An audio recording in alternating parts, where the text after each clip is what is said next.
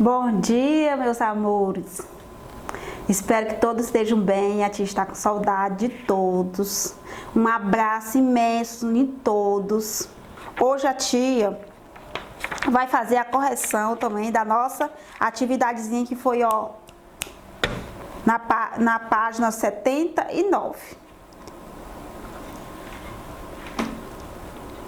A rocha tanto pode ser encontrada na superfície como no núcleo da Terra. Descreve a presença de rochas nas diversas camadas que compõem o planeta. Aqui é para você descrever a presença de rochas nas diversas camadas. É a primeira questão, na página 79, exercitando o que aprendemos. Logo no iniciozinho do nosso texto, a tia já passou sobre ele, já falou sobre ele, passou um vídeo, passou como slide também para vocês. Então, vamos responder a primeira questão. Vai ficar assim.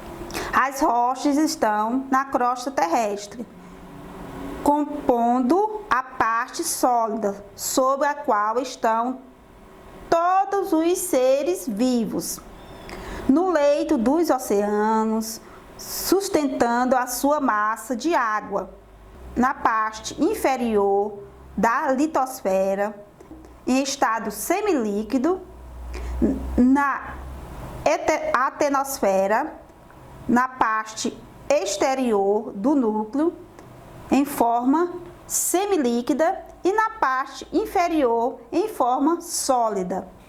Você vai encontrar essa respostazinha aí na página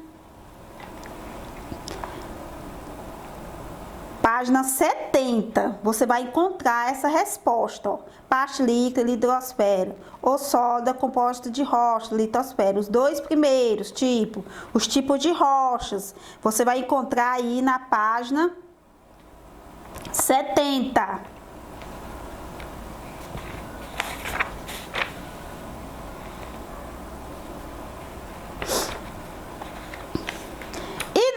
E na questão 2, é para você explicar o ciclo das rochas.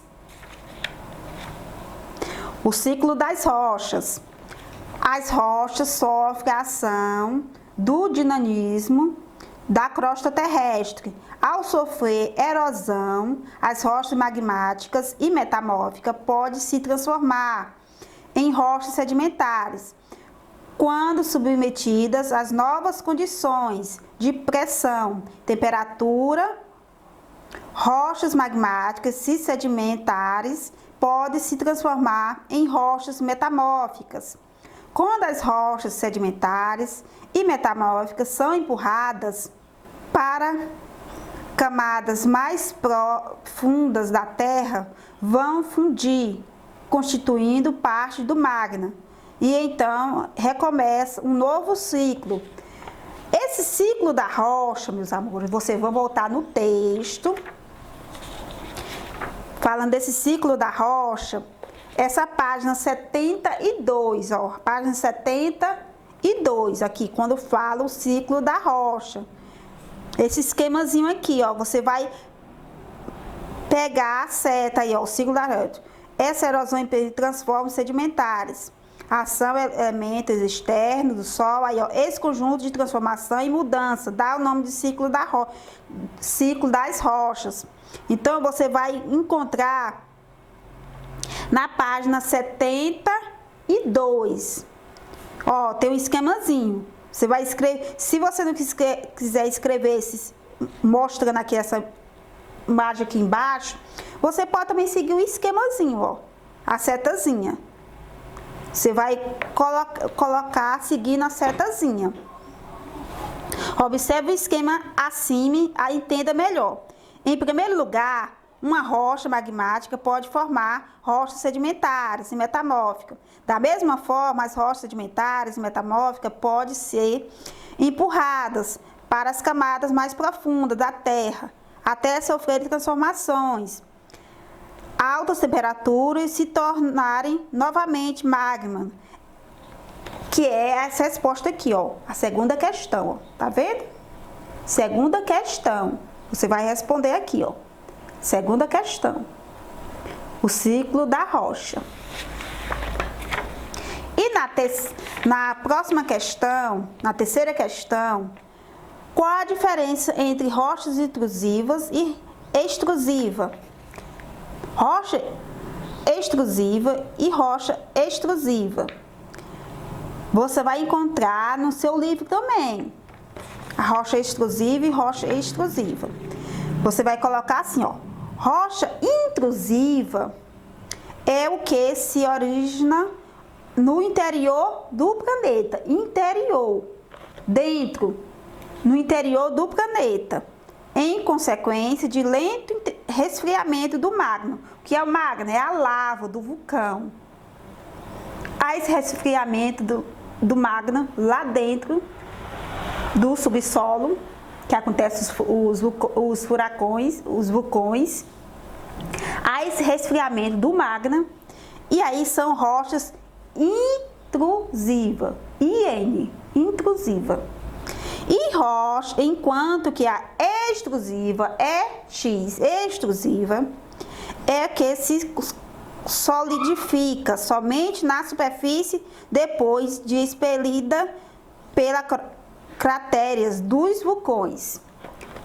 Então, intrusiva, que acontece dentro, resfriamento do magma, lá dentro do vulcão. E extrusiva, já que acontece o resfriamento e depois que solta aquele magma, há aquele resfriamento, aí são chamados de rochas extrusivas, que são crateras dos vulcões, depois que há um resfriamento.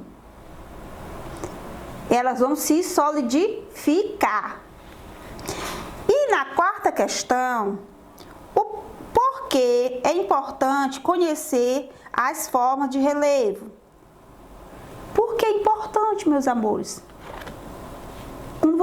Quando alguém vai construir uma casa, não é importante conhecer que tipo de relevo aquela casa onde vai ser construída?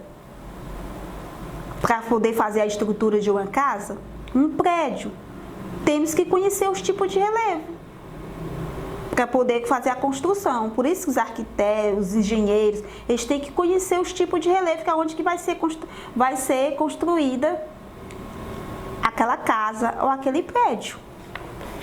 Então, é importante conhecer as formas de relevo para que as atividades humanas, ao interferir nessas formas, respeitem a natureza e não provoquem a degradação do meio ambiente. Por isso que nós já falamos antes, é correto construir casas em costas de morros? Com o passar do tempo, a chuva, o vento, não vai haver um desmoronamento? Vai terminando sendo enterrada. Porque vai haver um desmoronamento devido à chuva, o vento, porque aquelas casas foram construídas em lugares impróprios. O homem, além disso, com esse conhecimento, pode aproveitar melhor a potencialidade oferecidas pelas diversas formas de relevo. Então, é por isso que nós devemos conhecer os tipos de relevo para a construção, principalmente quem trabalha em construção civil. Tem que conhecer os tipos de relevo, para não construir uma casa ou um prédio em lugares impróprios.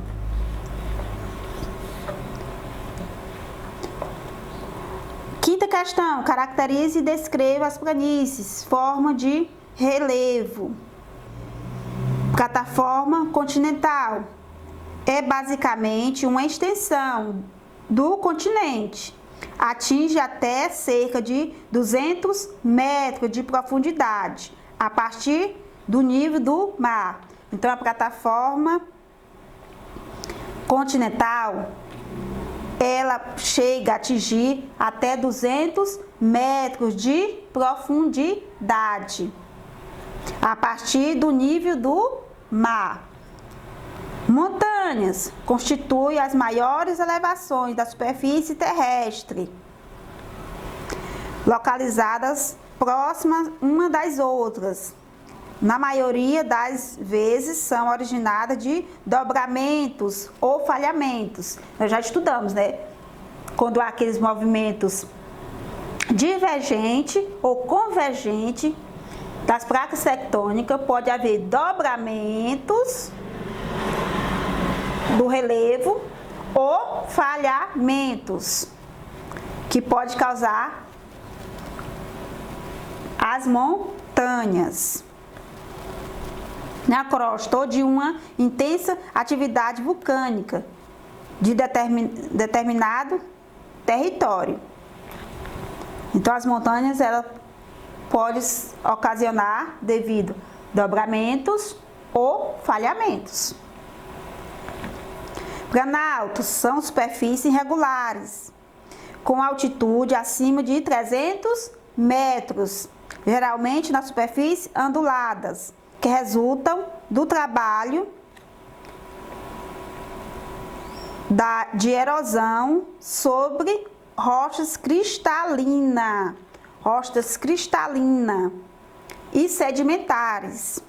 Esses são os planaltos, sobre rochas cristalinas ou sedimentares. Ela pode atingir até 300 metros, os planaltos, acima de 300 metros.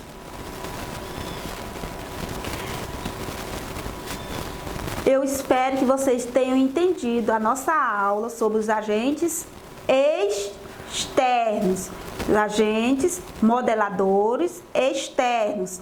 Quais são os agentes modeladores externos? O vento, a água, o gelo, as mudanças bruscas de temperatura, que nós falamos de elementos químicos e físicos. E principalmente o principal agente modelador externo é os seres humanos. Principal agente. Externos. Nós vimos que tem as rochas desagregam em dois tipos, pela variação brusca da temperatura e pela dissolução dos minerais. Quando nós falamos de elementos químicos, o principal agente do intemperismo químico é a água. E o físico, você pode observar que